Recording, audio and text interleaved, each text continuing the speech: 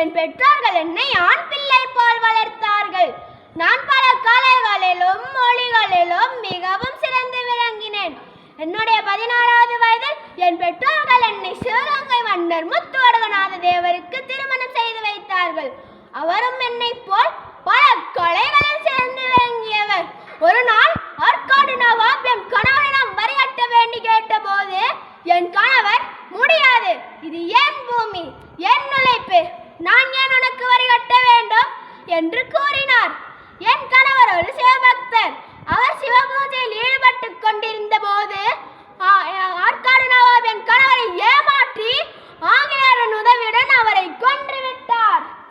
அதை கேட்ட நான் என் கணவரை கொன்ற அந்த ஆங்கிலேயர்களை வீழ்த்தி மீண்டும் சிவகங்கையை கைப்பற்றுவேன் என்று உறுதி கொண்டேன்.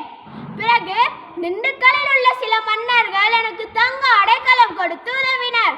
அங்கு நானும் என் படையினரும் பயிற்சி எடுத்துக்கொண்டு எங்களை வலிமைப்படுத்தினோம். பிறகு நான் மைசூர் அரசர் ஹைதராலியிடம் சென்று உதவி நாடினேன். அவரும் நான் உருது மொழியில் பேசுவதைக் கண்டு வியந்து எனக்கு அவருடைய படையை கொடுத்து உதவினார். ஒரு நாள் விஜயதசமி அன்று நானும் என் படையினரும் சிவகங்கை கோட்டைக்குள் நுழைந்து ஆங்கிலேயர்களை வீழ்த்தி என்னுடைய 50வது வயதில் மீண்டும் நான் சிவகங்கையை கைப்பற்றினேன்.